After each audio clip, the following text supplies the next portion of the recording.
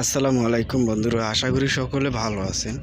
আপনারা যারা প্ল্যান্টে কাজ করেন, আমি যেহেতু ওয়ার্কশপে কাজ করি, আমরা এখান থেকে এই যে স্পুল দেখতে আছেন, স্পুল ফিটঅ্যাপ দিয়ে এরপরে আমরা এখান থেকে স্পুল ফিটঅ্যাপ দিয়ে এরপরে আপনারা যারা প্ল্যান্টে কাজ করেন এই ওয়ার্কশপ থেকে স্পুল ফিটঅ্যাপ হয়ে প্ল্যান্টে যায়, তারপর আপনারা ফিটিং দেন।